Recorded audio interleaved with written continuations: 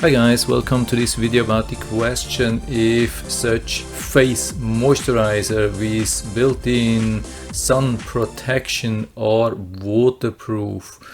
There are many interesting facts to that. I've been doing some research on that because I was wondering how it really is, and I had to do quite some research on that because it was really not easy to find out.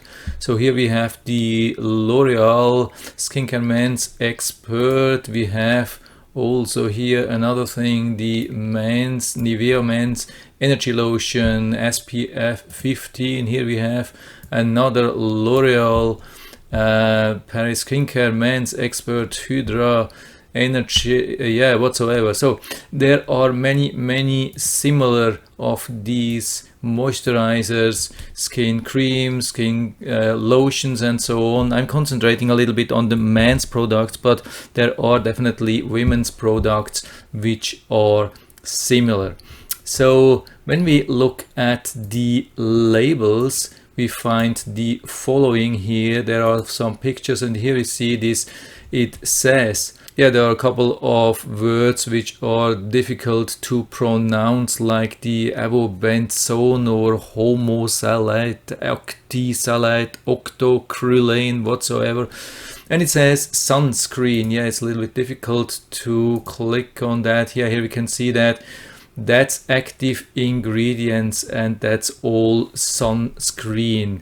And when we look at the directions here, it says use a water resistant sunscreen if swimming or sweating, but it doesn't say anything if this thing itself is waterproof or water resistant. This is really crazy. So and I thought, this is maybe just an error or an exemption or whatsoever. And I was looking at the different products like this NIVEA, or here we have also the Neutrogena Triple Protect Men's. That's a thing which a lot of people are buying. And when we go to the description, it says exactly same thing. So it does not say anything about if it's waterproof or not. It's just saying, when you go swimming, then use a waterproof sunscreen or water resistant sunscreen. That's absolutely crazy. And so how can we get more information about that? By the way, it's really interesting that there was some new law. It's coming from FDA, US Food and Drug Administration, and I think the most important thing was in 2011 when they said there is no such thing as waterproof anymore. Manufacturers cannot label sunscreens as waterproof or sweatproof or identify their products as sunblock because their claims overstate their effectiveness. So if they are saying something, they can just use the word water resistant, and only then usually up to, I think, 40 or 80 minutes or something like that. Otherwise they have to prove this. So, but even water resistant would definitely help. So why are they not saying it's water resistant and just saying use water resistant? What I've been doing, I went to a page that's called ewg.org, and they list all the ingredients which such products have, and give a little bit more information, but still it was not enough. This site is really good, and it will give you a lot of information, but more like about if you have to be concerned about the ingredients to your body and not if it's waterproof or not. So how can we get more information? Of course, Wikipedia is always a good source, but it's difficult to find something about most of the ingredients. What I have found, yeah, let's start with the main ingredient. That's the ovobenzone, and yeah, there are quite some things to that. Some people really say it's not a good thing for you, and it's not a good thing also for the water, for the fish, for the reef, and so on. So for example, here we have a site, tropicsport.com, saying yeah, you should stay away from such sunscreens. Yeah, the only thing which we find here, which is really interesting, it says it's breaking down in sunlight within 30 minutes. So manufacturers are using questionable stabilizer chemicals such as the other ones which I have been telling you about already. And yeah, so I did a little bit more research on the other ingredients, and for yeah, because also on Wikipedia, I went on Wikipedia, I didn't find anything.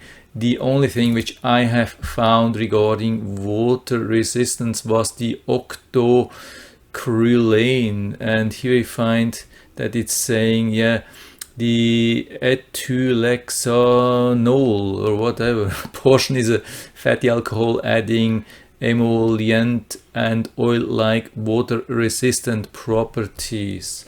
Okay, so I think here we have it. So means whenever you have one of these products here and it has this octocrylane inside, so it looks really that it's waterproof.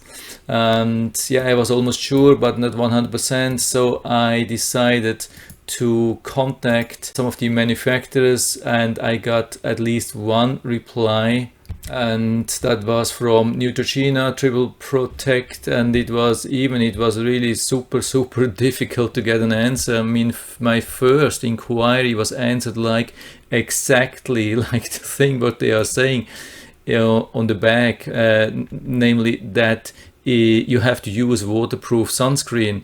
And I told them, hey, that's not the question which I've been asking. I don't want to know if I have to use one. I want to know if this one is waterproof or water resistant or whatsoever. And then I got another reply a couple of days later, and they were saying, yeah, it's waterproof. I mean, it's water resistant. Sorry, of course, they didn't say it's waterproof because they are not allowed to say that anymore.